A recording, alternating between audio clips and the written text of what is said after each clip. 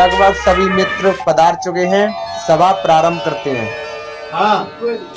हे प्रिय, समय आने पर नितंब मारने वाले गजेड़ी, नशेड़ी, नीच, घटिया व पापी मित्रों, हमारे हृदय में एक विचार आया है कि इस खट्टी मीठी गर्मी व चिपचिपाते पसीना से राहत पाने के लिए हमें किसी पर्वतीय समुद्री स्थान की ओर चलना चाहिए और इसलिए इस सभा का आयोजन किया गया है। महाविद्यालय आचार्य हर्ष, आपकी इसमें क्या राय है?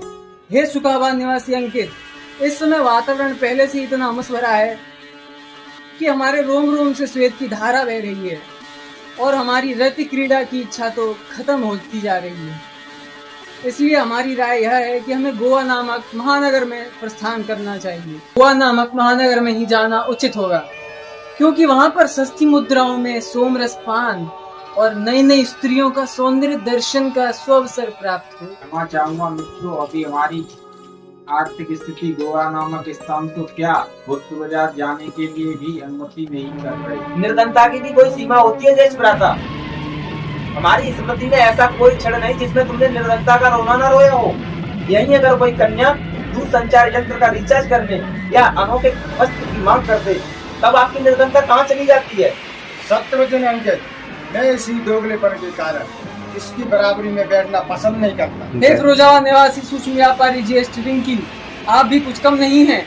जब भी मित्रों को भोजनालय मदिरालय पर ले जाने की बात आती है तो आपके मलद्वार से एक भी मुद्रा खींचना बहुत मुश्किल हो जाता है। सकल न सही, कम से कम वार्तालाप तो ठंडे से किया करो आचार्य हर्ष। क्या हमको पता नहीं आपके साम्राज्य में क्या चल रहा है? जिनके महल कांच के होते हैं वे दूसरे के यहाँ पत्थर नहीं फेंकते। सही कह रहा हूँ जी भ्राता? सभी मित्र कृपया ध्यान दें। मैं एक बात स्पष्ट कर देना चाहता हूँ, शहर में जितना भी व्यय आएगा उसका विभाजन बराबर हिस्सों में कर दिया जाएगा। अगर इस बात को लेकर किसी को संशय है, आपत्ति है, तो वो यहाँ से जा सकता है।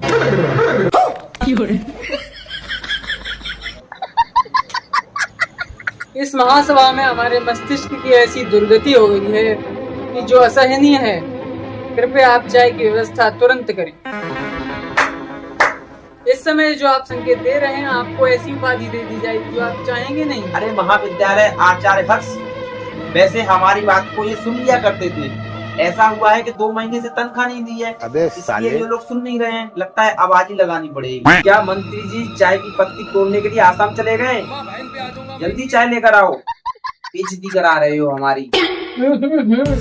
चाय में वो राजशाही आनंद नहीं है। क्या बात है इसमें? आचार्य हर्ष, मेरी कई वर्षों से आर्थिक स्थिति गड़बड़ हो रही है। इस महल में 2.5 साल हो गए अदरक नहीं आया है, जिसके कारण आपकी चाय में स्वाद कम हो सकता है। मैं मानता हूँ आदरणीय आचार्य हर्ष, हमें क्षमा करें। 1 सेकंड। ये चोर हमारे राज्य में पकड़ा गया है। अरे ये तो हूँ मैं हूँ। आचार्य हर्ष, लगता है इसकी मम्मी दासी मंडल की सदस्य रही होंगी। चलो पूछता हूँ। मुझे पता है तुम्हारी माँ इस राजमहल में काम करती थी। नहीं, पापा करते थे। इस दुष्ट पापी को 10,000 कोड़े मारकर बंदी गृह में डाल दिया जाए। आचार्य हर्ष, मेरी हृदय गति तीव्र हो रही है। क्या आपके पास 10 रुपए पड़े होंगे? हे मांडू नरेश, आपने तो थुका दिया। क्या आवश्यकता पड़ गई 10 रुपए की आपको? आचार्य हर्ष, हमारी लघु धूम्रपान की इच्छा जाग रही है, इसीलिए आप पे 10 रुपए हो तो दे दो, लघु धूम्रपान ही कर लिया जाए।